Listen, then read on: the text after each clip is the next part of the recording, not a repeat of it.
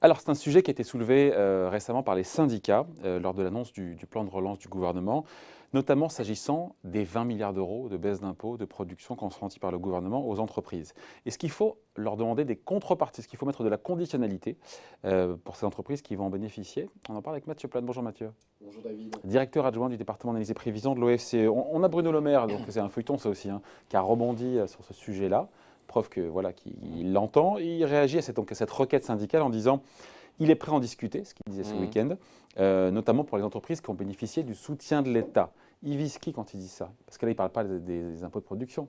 Il parle des boîtes qui reçoivent des aides de l'État. Il y en a beaucoup qui ont reçu des aides de l'État pendant la crise, parce qu'on voit le principal dispositif de crise, c'était quand même le chômage partiel. L'activité partielle, en plus qui sera prolongée sur une activité partielle de long terme. On a eu pratiquement 10 millions de salariés qui en ont bénéficié. Aujourd'hui, on est à 2 et quelques. Oui, 2 et quelques. Ouais. Mais voilà, il y a eu plus de demandes qu'en fait d'activation réelle, mais on est arrivé quand même à quelque chose de très conséquent. Donc beaucoup d'activation réelle. Pardon, sort un tout petit peu. Non, alors, 2 secondes. j'ai plus tous les chiffres en tête, mais je crois qu'on est autour de. Il rentre des vacances, il vient d'atterrir. Voilà, non, mais je crois qu'au mois d'avril, on devait être pas loin de 9 millions. Ouais. Quelque chose comme ça, et on voit que graduellement, on revient à quelque chose d'un peu plus normal. Ce qui est normal. Oui, ce qui est normal, donc qui correspond à l'activité, ce qui est assez logique. Et donc je pense que dans ces dispositifs d'aide, et notamment dans le dispositif d'aide d'activité partielle, il peut y avoir des contreparties qui sont exigées, et notamment il n'y a pas la possibilité de faire de licenciement, des choses comme ça. Alors c'est un peu compliqué parce qu'on voit qu'il peut y avoir des petits jeux de chaises. Je ne suis pas sûr qu'on puisse pas du tout... On ne peut pas licencier la personne qui est en activité partielle. Je ne suis pas certain qu'on ne puisse pas faire un plan de licenciement d'autres... par exemple, si vous êtes une grosse boîte et que vous avez d'autres... branches de la boîte, à mon avis, il y a des possibilités quand même. Ce que disent les syndicats, c'est en gros, il y a 20 milliards d'euros de baisse d'impôts de production, ce qui peut s'entendre, encore une fois, parce qu'on sait que c'est un boulet pour beaucoup d'entreprises qui paient des impôts, des taxes, sans avoir dégagé le moindre euro de bénéfice. Maintenant, ces 20 milliards d'euros, est-ce qu'il ne fallait pas, est-ce que c'est possible, est-ce que c'est souhaitable, justement conditionner à ces baisses d'impôts, voilà, à un nombre d'embauches, au non-licenciement, parce que là, il n'y a rien aujourd'hui. Non, il n'y a rien. Alors, moi, je trouve que le sujet est assez délicat, en fait, là-dessus, parce qu'on mélange les choses. C'est-à-dire qu'on est quand même sur la base d'un plan de relance de 100 milliards, mais ça s'appelle un plan de relance. C'est-à-dire qu'à la base, c'est fait pour relancer l'économie et réactiver, en fait, la machine, faire qu'on récupère des pertes d'activité. Et donc, c'est vraiment quelque chose qui est censé vraiment dynamiser l'économie. Accélérer la reprise, parce que la reprise, elle est là. Le rebond est là. Le rebond. La reprise, il faudrait qu'on soit au-delà de l'activité pré-Covid. On est sur un rebond. Heureusement d'ailleurs qu'on n'est pas dans la situation. Mais c'est vrai qu'il y a un rebond quand même, il faut le noter. La question qui se pose, c'est que là, en fait, on voit qu'il y a ces impôts sur la production, vous l'avez dit, sont un vrai problème pour l'industrie notamment. Pose des questions sur la base fiscale et l'assiette fiscale qui n'est pas la bonne. Pénalise notamment le secteur exportateur. Donc tout ça était déjà plus ou moins dans les tuyaux. Ce que je trouve un peu problématique, c'est que finalement, c'est un peu la crise Covid et le plan de relance qui donne l'opportunité de baisser ses impôts, alors même que c'était un tuyau. J'aurais tendance à dire, en fait, cette mesure-là aurait pu être prise en dehors.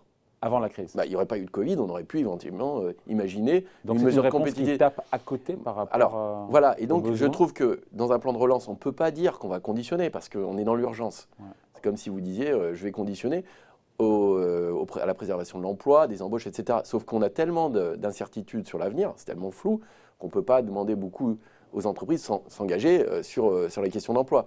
Pour le moment, c'est plutôt le sauvetage de l'économie. Ce que j'ai tendance à dire, c'est que du coup, ça a été fait un peu à la va-vite et sans une négociation en amont, et que le plan de relance permet ça, de faire une mesure qui est en fait une mesure qui devient pérenne. Et à partir du moment où elle est pérenne, et plus une mesure temporaire, parce qu'un plan de relance est censé être temporaire, à ce moment-là, ça nécessite des négociations éventuellement. Des contreparties, c'est toujours compliqué, mais il peut y avoir ça. Enfin, juste sur les mots, négociation, contrepartie, conditionnalité. Oui, mais sauf que je trouve que dans un plan de relance, ça n'a pas sa place. Mais non, en 2021, vous ne pouvez pas demander aux entreprises de s'engager, même sur les...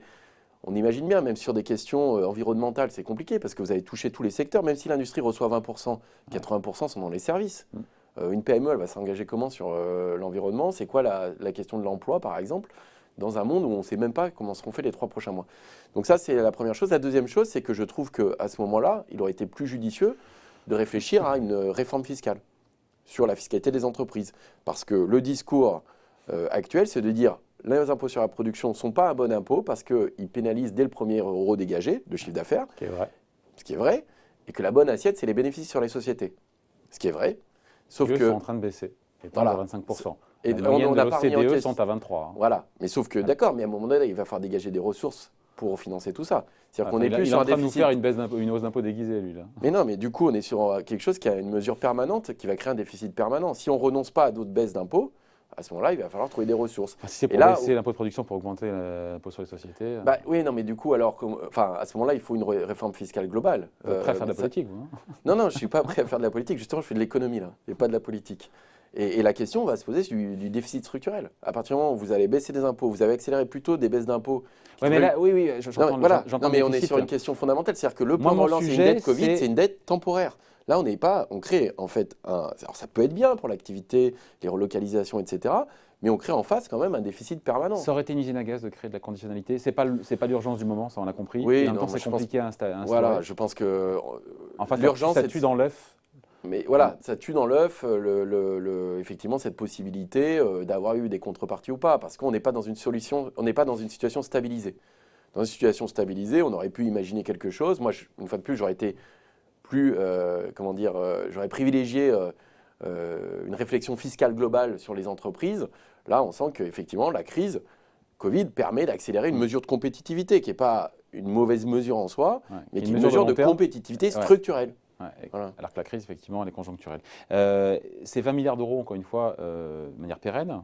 Enfin, c'est 10 milliards d'euros par an, 20 milliards d'euros sur 2 ans, mais il y aura toujours 10 milliards. Mais si c'est pérennisé, oui, c'est ce qu'a dit Bruno Le Maire. Si c'est bien pérennisé. Est-ce qu'il y avait une meilleure utilisation, encore une fois, des deniers publics, 20 milliards, pour justement éviter la flambée du chômage, et sauver des emplois ou créer des emplois? C'est ça le sujet aussi. Oui, tout à fait. Moi, je pense que… Puisqu'on met de côté la conditionnalité qui, selon vous, n'était pas ni souhaitable ni possible. Voilà. Le plan de relance, il a cette ambition d'être quand même important. 100 milliards, c'est pas rien. Il donne des orientations structurelles de transformation de l'économie, avec notamment l'écologie. Et donc ça, c'est plutôt intéressant. Mais je trouve qu'il s'axe beaucoup sur le moyen et long terme. Et que le volet plus court terme, qui est à mon avis essentiel pour préserver l'emploi, les faillites… Et alors, faire quoi? Alors, l'activité partielle, c'est très bien. Mais par contre, moi, j'aurais privilégié des dispositifs de renforcement de fonds propres, par exemple. On voit qu'on a 3 milliards aujourd'hui qui sont mis sur la table pour renforcer les fonds propres et 20 milliards pour les baisses d'impôts sur la production. Les 6 prochains mois, et d'ailleurs Bruno Le Maire le dit aussi, le risque, c'est les faillites et les licenciements en cascade. Donc quel est le volet renforcement de fonds propres? Il me semble que 3 milliards, c'est insuffisant vu le choc économique que subissent aujourd'hui les entreprises. Nous, on a fait le calcul, on est à plus de 50 milliards de pertes du cas des entreprises malgré les dispositifs qui existent.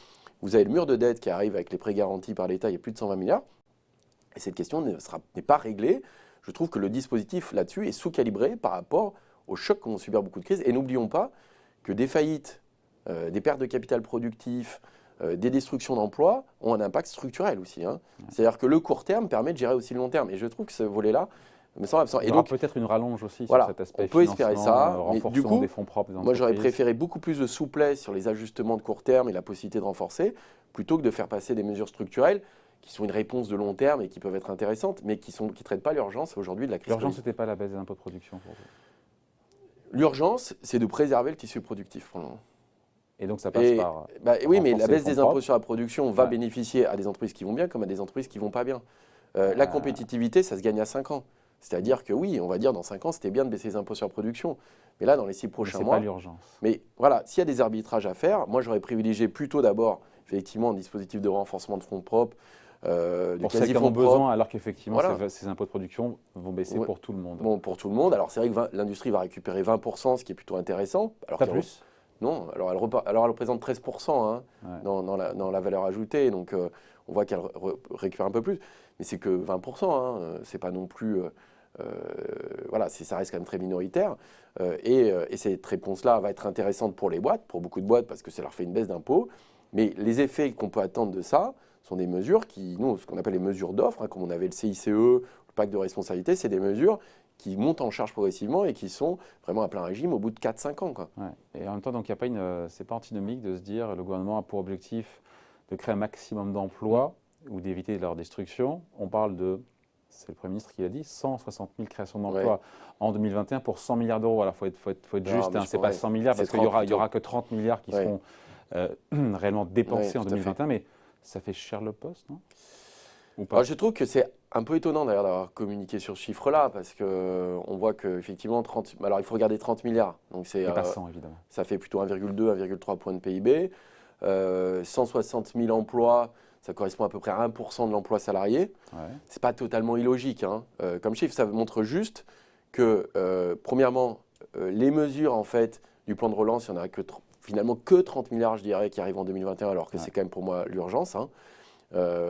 Et donc, ça fait qu'un peu plus de 1 point de PIB. Mais regarde, la crise, c'est peut-être insuffisant dans le calibrage de 2021. 100 milliards, c'était un beau paquet, mais je pense qu'il fallait mettre plus sur 2021. Et donc, la réponse sur l'emploi, 800 000 emplois détruits. Le plan de relance permet d'en récupérer 20%. Ce n'est pas totalement négligeable, mais ça paraît comme ça, quand on l'entend, un peu sous-calibré par rapport au risque économique et social. Bon, voilà, en tout cas, merci. Explication et point de vue signé Mathieu Plane, donc directeur adjoint du département analyse et prévision de l'OFCE. Merci. Merci David. Bye, à bientôt. À bientôt.